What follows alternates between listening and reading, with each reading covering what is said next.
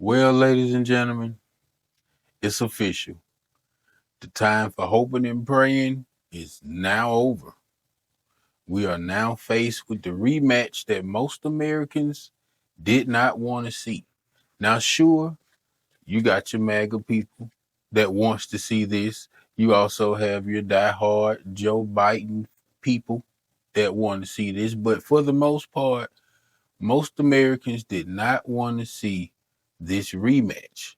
What does this mean for America that we could not find better candidates or different candidates, if you just want to put it like that?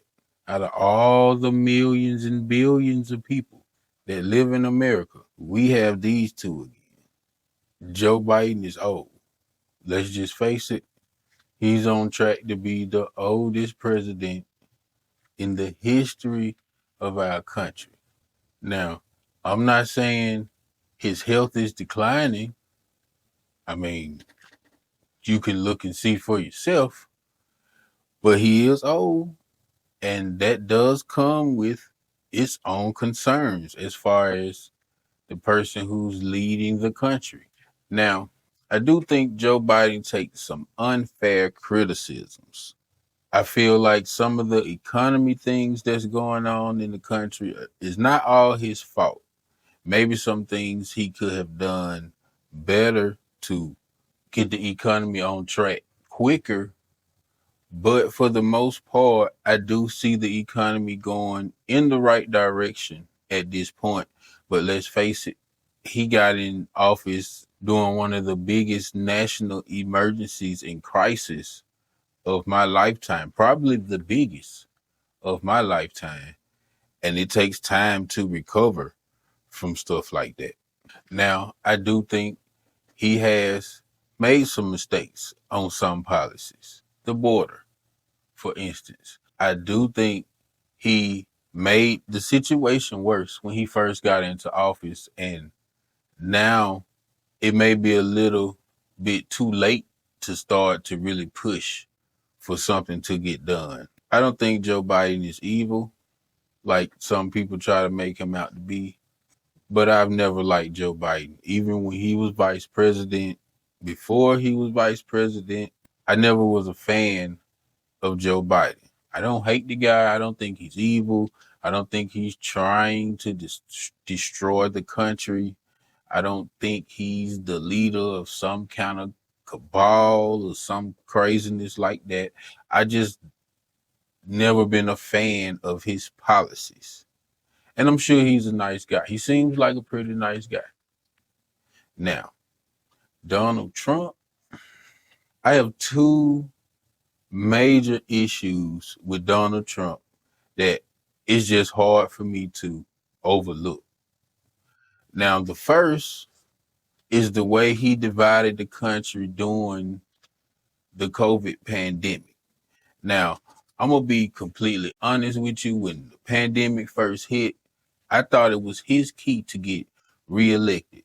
What I thought I was going to see is what I've seen every other president do during the time of crisis, which was unite the country. It doesn't matter if you voted for me or not. We are Americans. We're all in this together. Look to your president to lead you in the right direction. What Donald Trump did was get on TV every day and talk about red state and blue state. If you take the blue states out, we're at a level that I don't think anybody in the world would be at. We could have had a national COVID plan that could have greatly reduced the deaths that occurred for Americans during COVID.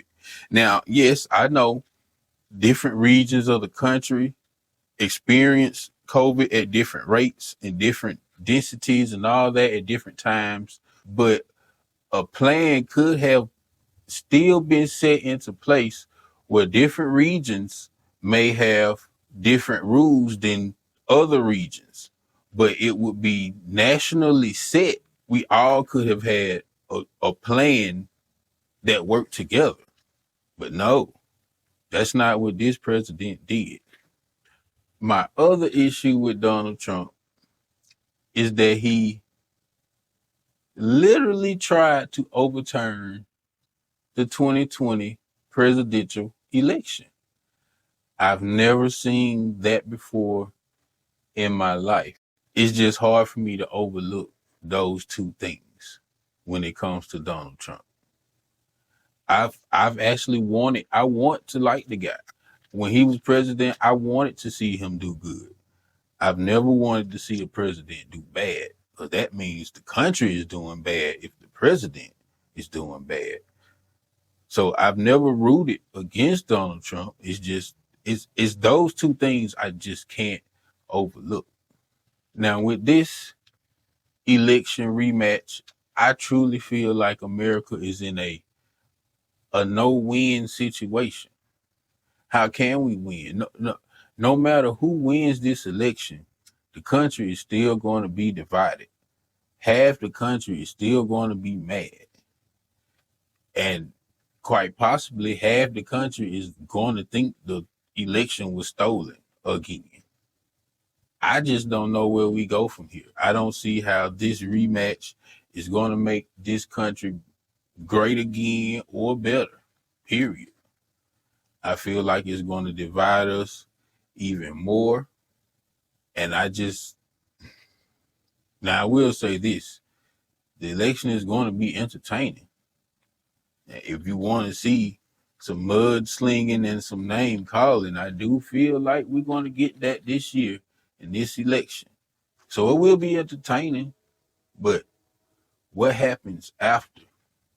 How do we survive? How do we reunite?